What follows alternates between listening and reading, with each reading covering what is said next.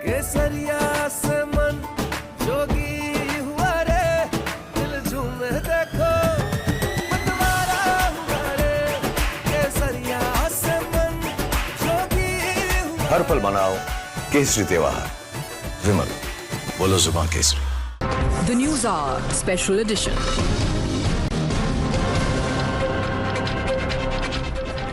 Hello and welcome. Thank you very much for joining us here on Times Now. This is the Newshour Special Edition this Saturday evening and I'm Heena Gambhir. Viewers, the last 1 year has been a witness to Indo-US relations nosedive. Conservative watchers term the ties between the oldest continuous democracy and the largest as rudderless, if not declining. But today on the table lies a question. Has the Trump administration engaged a reset mode? US Secretary of State Marco Rubio arrived in India today. He landed in Kolkata. He visited Mother's house set up by Nobel Peace Prize winner Mother Teresa. Next, he met Prime Minister Narendra Modi for an hour in the national capital. In the first visible course correction move, he extended Donald Trump's invite to Prime Minister Modi to visit the White House in the near future. To induce a sense of positivity to the ties, he is said to have briefed Prime Minister on the growing momentum in India-US cooperation across a broad strategic landscape, with discussions spanning defense collaboration, emerging technologies, trade and investment, energy security, connectivity initiatives, education partnerships, and expanding people-to-people ties between both the countries.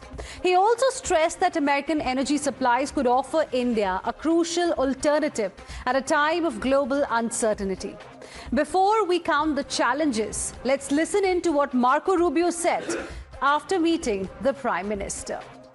This relationship between our two countries is at the cornerstone of our approach to the Indo-Pacific.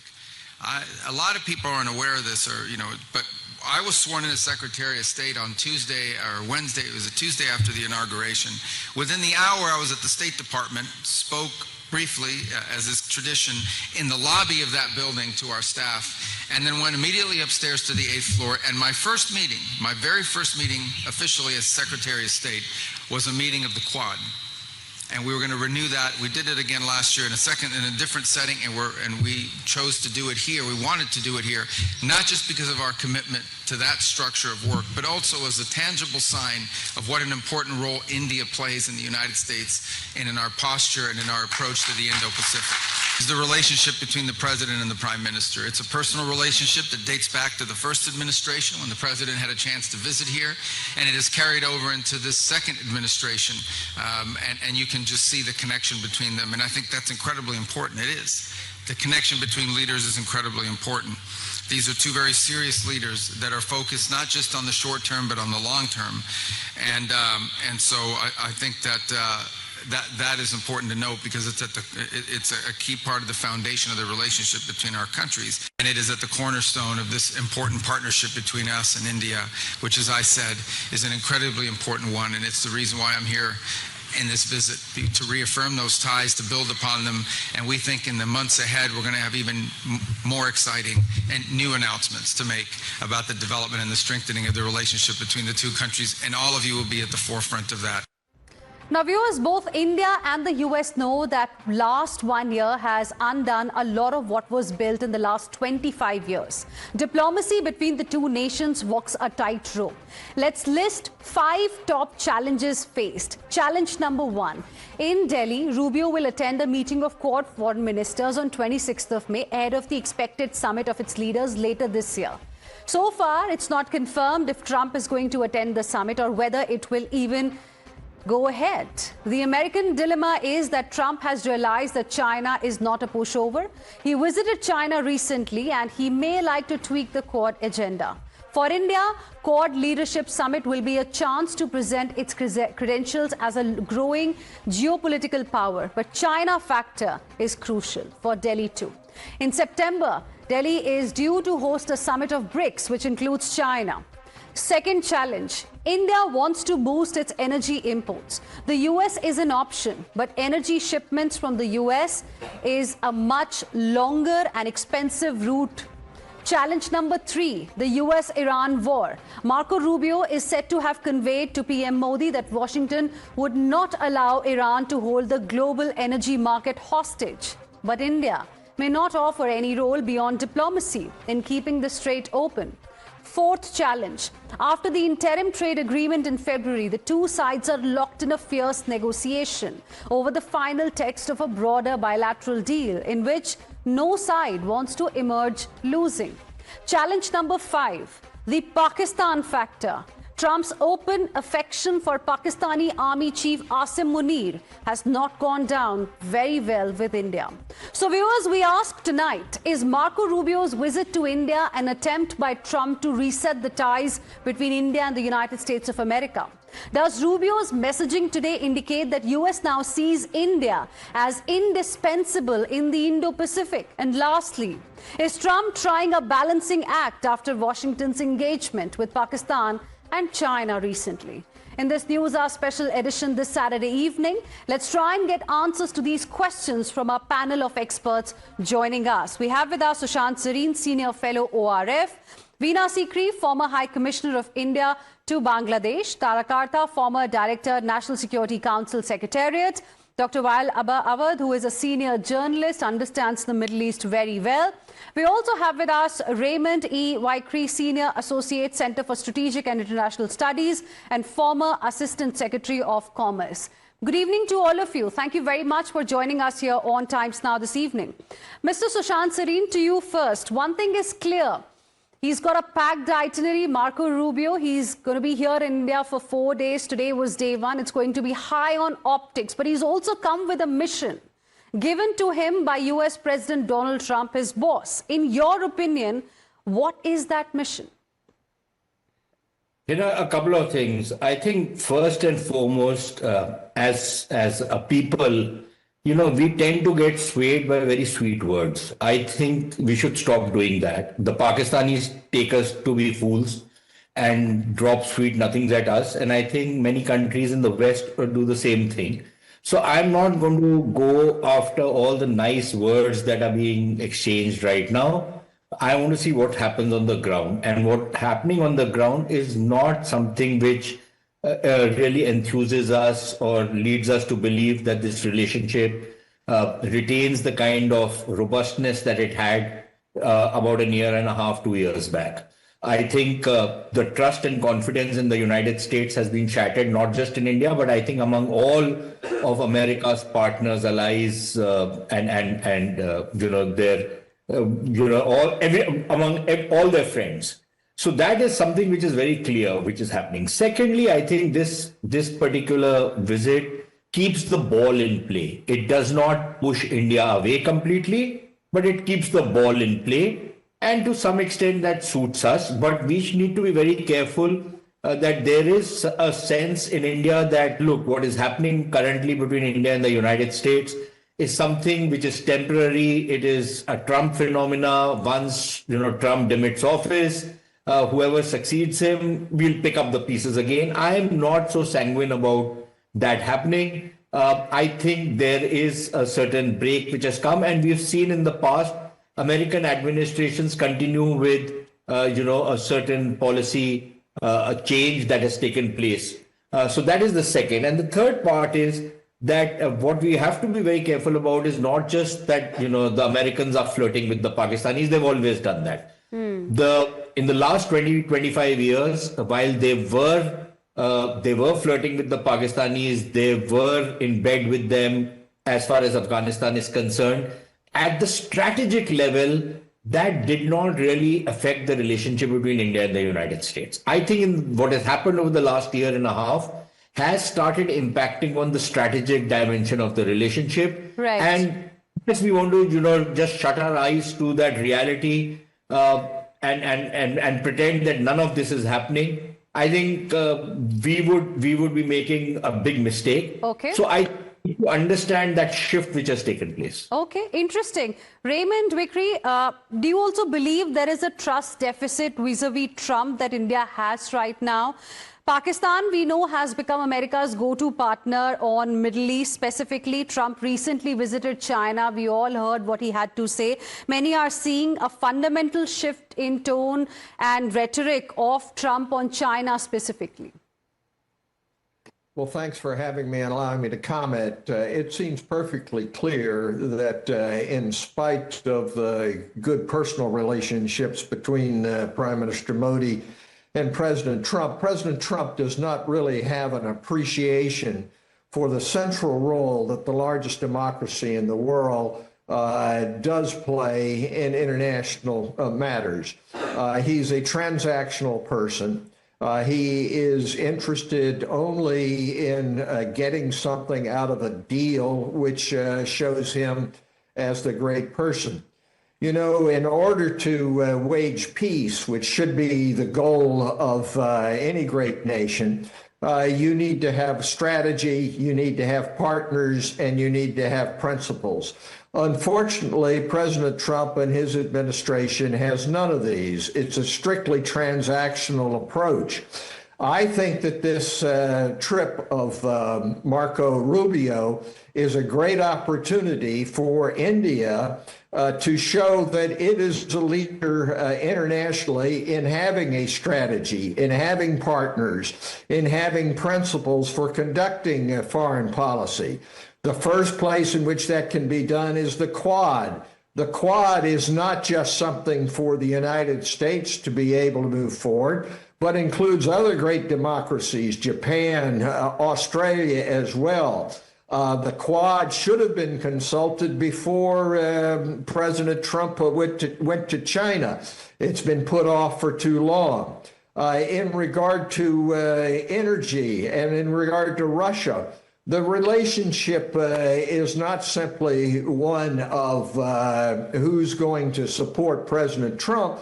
It's a question of how you bring about energy supplies and how you bring peace in regard to Ukraine. Right. In regard to the Near East, India has assumed command of a joint task force 154, 47 nations for the first time in history. This is the way forward. This is an opportunity for India to impress on Marco Rubio the need for strategy, partners, and principles in conducting a waging of peace in the world. Right. Interesting. So two takeaways from what we've heard so far. One, of course, that there is not much optimism, as Sushant Sareen mentioned, but can there be an effort to rebuild that optimism? Is that the reason why Rubio is here? That's point number one. And second, what you've said, Raymond Vickery, that the underline also is that democracy is not a great currency in ties between two democracies. And you touched upon Quad as well. I'll come to that in just a bit. But before that, Heena Sikri, you know, as Raymond Vickery said, that Trump is transactional. So is he here? Is Marco Rubio here? Is Trump's top envoy here to sell American energy to India? I mean, we all read what Marco Rubio said just before arriving in India. And can US really be a tenable energy ally for India? Well, I think it is true that Marco Rubio's visit, the date had been fixed earlier, but I think the visit taking place immediately after, or so quickly after President Trump's visit to Beijing, I think that aspect has to be looked at, because certainly I think that the Quad part of Marco Rubio's visit has been fixed much more recently. And, you know, it was first Monday, Tuesday, and so on. So I think that, yes, it has been, after President Trump's visit to Beijing and his talks with President Xi Jinping, he is looking now at this wider initiative. He suddenly remembered the Indo-Pacific Oceans Initiative and so many other things. And I think that his visit, Marco Rubio's visit, is important in this context, particularly because the Quad foreign ministers has also now taken place after almost 18 months of Trump's presidency. As Marco Rubio himself said, he had his first event early January last year was the Quad foreign ministers meeting, but after that been nothing for 18 months. So this is a good, interesting revival taking place after President Trump's visit to Beijing. Nothing came of that visit. There was no joint statement. There were no big economic deals. So certainly, I think after this, you've seen two things. You've seen them talking about, the Americans talking about Quad again. You've seen President Trump saying he's going to speak to the president of Taiwan about the $14 billion arms deal that had been agreed upon earlier, but has not been finally approved by the president. So there is a kind of a re-evaluation, a movement to look at other issues, and I think that's significant. We have to take it as it is, and I think that the talks today with our Prime Minister, they were defined as productive, which is a good word. It is a good word, which means that both sides found moving ahead on what issues have not been clarified. Okay. I think energy security is very important. I think that's very, very important because, but it's not the only aspect. You know, India and USA will have a much closer energy relationship, but India is also looking at Russia, India is looking at Venezuela, and so many other diversification plans are there. But, you know, on critical minerals, on rare earths, on technology, on defense, certainly these are issues on which the talks will, I hope, bring good results. So tomorrow's meeting with External Affairs Minister Dr. Jaishankar and subsequently the Quad foreign ministers meeting on Tuesday are significant. Okay. Ms. Tara Kharta, now coming to Quad specifically, founded in 2007 essentially to counter China, and in his first term, Trump in fact revived it in 2017. Then last year, the summit could not happen. New Delhi was supposed to host it. Given what Rubio said about Quad meeting, the first meeting that he attended after becoming the US Secretary of State, first foreign ministers meeting, how serious do you think Trump really is for Quad? I mean, you know, simultaneously, he's also opening a channel with China and Xi. I think that's a very typical Trumpian approach, no? He will first go to China with this huge battery of investments, people who, you know, businessmen, but at the same time, he wants to keep China in check. And let me tell you, as somebody said just now, US policy has never, ever allowed a competitor to come up. That's not going to change. You know, whether Trump comes or goes, that fact remains. So when Rubio talks of maritime domain as the emphasis, that I think you will see it going forward a lot, given that we already have the fusion center. Australia started. In fact, actually lots of people don't know this, that in 2025, you had a bunch of Quad activity. There was a lot of things going on apart from, I mean, with Australia was weighing in, Japan is seriously concerned. And they've said so about Chinese activity. So this is ramping up. Your problem is a different one. Is that the motto of Quad is to uphold the rules-based order. Now, what are the rules right now? You know, if you're going to invade Iran, I mean, you've done Venezuela, you're going to do Cuba. So what are the rules? I mean, I don't know. So someone has to tell me that. But still, in specific terms, I think the Rubio is the softer face of the administration. I think he's got a lot of sense going there. If this relationship goes forward, and I think it will, not for moral reasons or because, you know, the two leaders get along and call each other buddies, but because we've got a lot of money riding on this. We've opened up nuclear energy. We've opened up the AI segment. There's a lot of money to be made. And I think that is where the Indo-US relationship could go forward. Okay. And before I go across to Dr. Awadh, I want to quickly go back to Mr. Sushant Sareen once again. There's some chatter on social media on Rubio's visit to the mother's house in Kolkata. Any thoughts? I'll just come to that. But look, I have nothing against money being made. I think it's a very good thing to have transactionalism in any bilateral relationship. Why not? And both sides should make money. But under the current dispensation in the US, only one side makes money. The other side is not allowed to even survive. And that is a problem, that the American side is all about taking everything to itself and not giving anything to its partners. And that's exactly what even Rubio indicated today when he was addressing, at the embassy. He said exactly that. He quoted a number, the investments that have gone to the US from Indian companies. And then on the visa issue also, he spoke about America First visa facility. Yeah, so look, again, I don't have any problem in Indians going and investing and exploiting the American market. Why not? And the Americans are doing the same out here. But it has to be a two-way street, right? It cannot be that you buttonhole me to invest in the United States. But if a US company wants to come out here, you impose all kinds of, restrictions on them to come to India and all kinds of other stuff that you are doing. You force me to buy oil.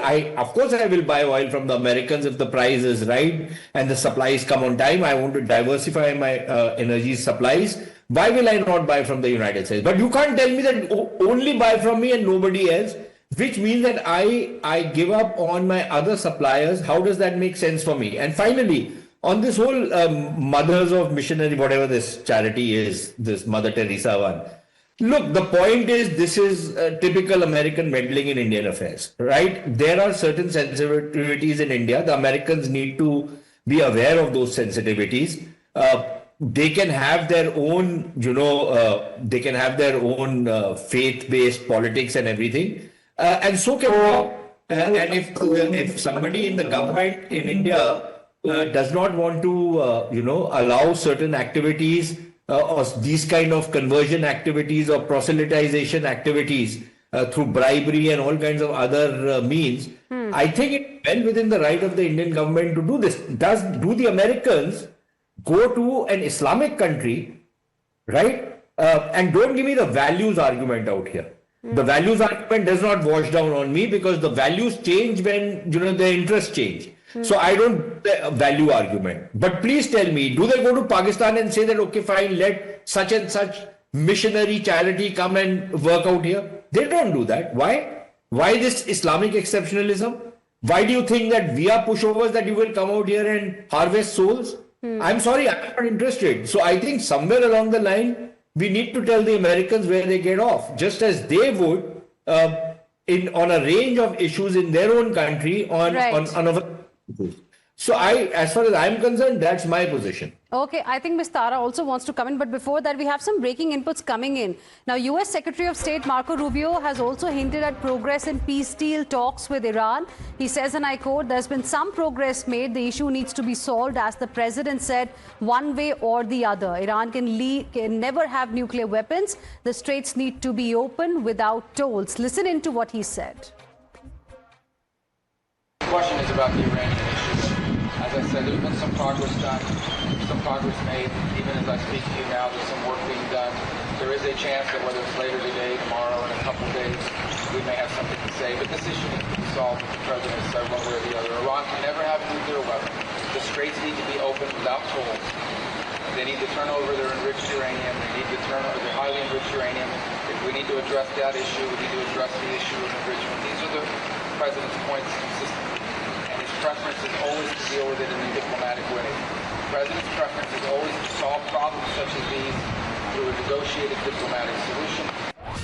And more breaking inputs coming in. US President Donald Trump has just posted an image on Truth Social of a map of the Middle East centered on Iran, covered in the stars and stripes with the title United States of the Middle East. So there you can see this is the map that he has now put out, and he's talking about United States of the Middle East. Let me go across to Dr. Awad now. Two important developments. Your thoughts, sir. One, of course, some progress that Marco Rubio is hinting at, and simultaneously the map that Trump has put out.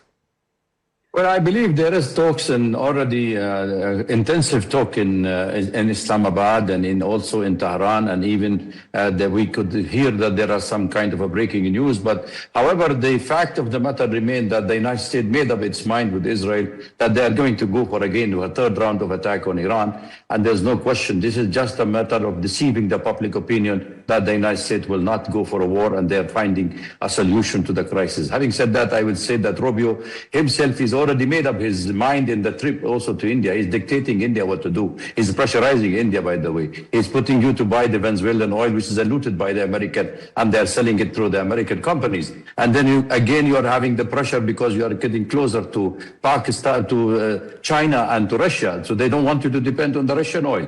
The third part, which is most important, is that they wanted to make sure that India remained firmly engaged with the Quad. So the Quad should be the tag for the American that can bring back that the relation between the India and US on the right track. So the president of the United States is maybe, with all his rhetoric, he has not only damaged the relation of the United States with the rest of the world, but India was one of the first countries to receive, also at the receiving end of his rhetoric. And that's why, because of the tariff he put, and India had suffered a lot. And that's why there is the recalibration of the strategic relation between India and US, which has been walked out by the administration. And everybody knows that this is the worst administration that India have been facing, because they have built a strategic relation with the United States over the years. And this president have damaged this, and therefore India now, on Indian part, Heena, I think India has to put it very clear to the United States that it is not a subordinate to the United States. It is more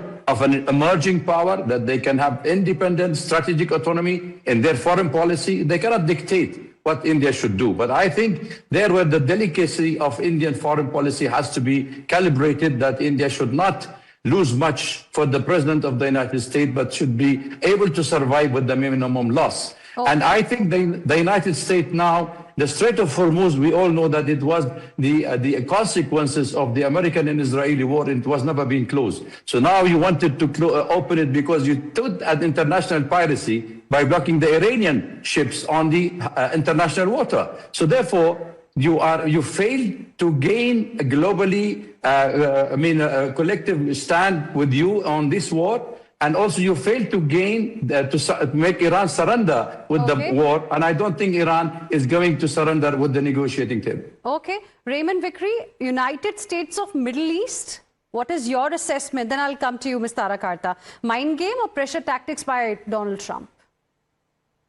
Well, I think that this is a typical Donald Trump approach to international affairs. It's really a trivialization of a very serious problem and is not indicative, in my view, of serious thinking about what the role of the United States should be in Western Asia. It's not indicative of what needs to be done with the Secretary of State as he visits India. We have to get away from this really reality TV made for media consumption approach combined with transactions to a serious look at strategy, partners, and principles. So this is not helpful, but President Trump has taken to this meme social media approach to not only international but domestic affairs. And it's really an unfortunate development. It does seem to me that the emphasis on the Quad, getting other great democracies involved, Japan, Australia, looking at the combined maritime force is the serious way to go. And it's very unfortunate that we have a president who will use these kinds of cartoonish approaches to international affairs. Okay. But make no mistake about it, Donald Trump is not the United States of America. But he is the president of the United States of America, at least for now, Ms. Tara Karta, isn't it? Yes, he is. And you're going to see more of that kind of tweets at 3 a.m. in the morning and 4 a.m. in the morning. So that's going to continue. I just wanted to make a couple of points. I mean, I'm glad Rubio, like I said, is someone possibly you can work with. Having said that, It's not that he's going to diverge from what Trump wants. That's not going to happen. See, this, I would say this whole Pakistan, Field Marshal Munir is my favorite person. Exactly. It doesn't really, I would agree with Sushant, it doesn't really bother us. That's something which they are doing. And basically it is, repair relations with the US. How am I going to explain this to the average public who thinks this, what on earth, if it's their best friend is Pakistan, what are we doing there? The whole, once US was so popular in this country, any president could come here and you would be assured of a welcome. That is not the case now. However, what I was trying to say in terms of the fact that we certainly should not give in to everything. I hope we will continue to buy Russian oil if possible. And the fact is, however, you have about 400 billion investment in the US, which gets 40 billion. You've got a bunch of the other things which I mentioned in terms of your investments in AI, investments in port infrastructure. This is all growing huge and it gives you a certain leverage in getting what you want out of it. And that is where the government, which runs with a very solid number of experts behind the Prime Minister, I would imagine that they will follow our interests. Because AI, remember, data centers works both ways. It can ruin your environment. I mean, there are already protests in Andhra and etc., where they don't want farmland to be diverted to AI, to data centers. That is the other side of it. The good side is that we need data privacy. So as long as it works for us, we are good with it. Defense, yes, if it works for us, why not? Okay. But it should be on our terms. Okay, more breaking inputs coming in right now because it seems Trump is quite busy because more inputs have come in. As per US media reports, Trump has said that he's 50-50 on Iran deal or bombs will meet. In fact, he said that he's going to meet envoys to decide to take the final decision. President Trump has told US media that he will be meeting with his negotiators later in the day to discuss Iran's latest offer and would likely decide by Sunday whether to resume the war. Ms. Veena Sikri, any thoughts on this latest development? Because things have started moving quite fast.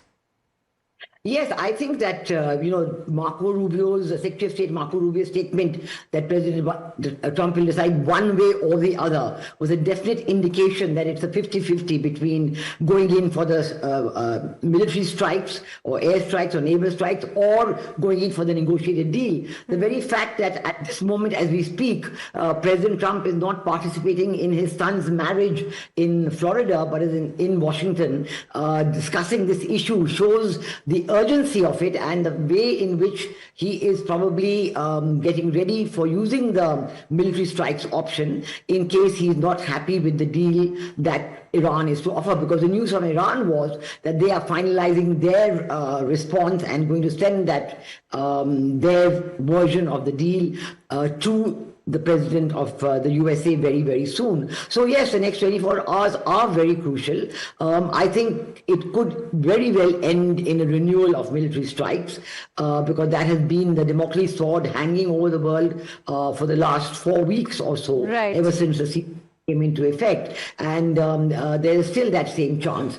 But I do think that it will really be it will be an issue that will come up in a very big way because Marco Rubio also said again and again what India has been saying, that yes, dialogue and diplomacy must be given a chance. We want to give it a chance, but he's not holding out much hope. So it is a worrisome moment on this point. And that's exactly what you had said a short while ago, Dr. Awad, that there's going to be perhaps a third round of attack on Iran. And look what Trump has reportedly told US media. Absolutely. That's what I'm been saying, that, there are two reasons for delaying the attack. One is that Israel have not fully occupied south of Lebanon to Litani River, where they are hoping that they can take that part of Lebanon.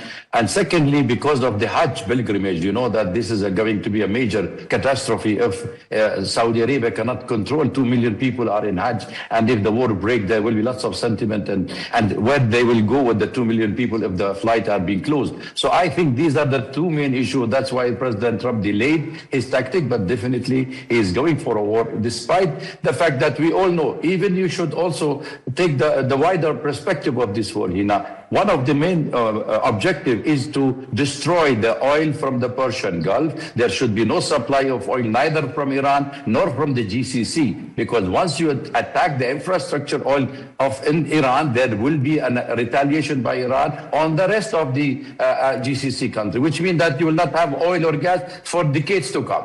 Secondly, Iran now can activate the Houthis in Yemen. Bab al-Mandeb could be closed, so it's a global catastrophe. So United States wanted to make sure that they have a long-term deal with India and with China and selling their oil 4 times the price that they have done, same done with the Russian, when the Russian oil was for European Union. So they want to do the same. So they will continue that the main major supply of oil currently is the United States, where they will win only from the market, including the Russian. So, but the America wanted to secure a long-term deal with India, and that is one of the issues where India should stand firm in the days to come, how to deal with Quad and how to deal, because see, India is the regional power. India is trying to balance itself between the East and the West. Can India take the lead in the South-South cooperation? If India can take the lead, then let us prove it to the United States. Well, absolutely. And, all eyes are now going to be on the crucial meeting between External Affairs Minister Dr. S. Jaishankar and Marco Rubio, the US Secretary of State. Of course, we'll get an idea of where things are moving from here on, because Make America Great Again can't certainly be Make India Weak Again. It can't be about this. So we'll see what eventually happens. Next 3 days are also very, very crucial. Thank you very much, all of you. Appreciate you joining us here on this edition of the News Hour this Saturday evening.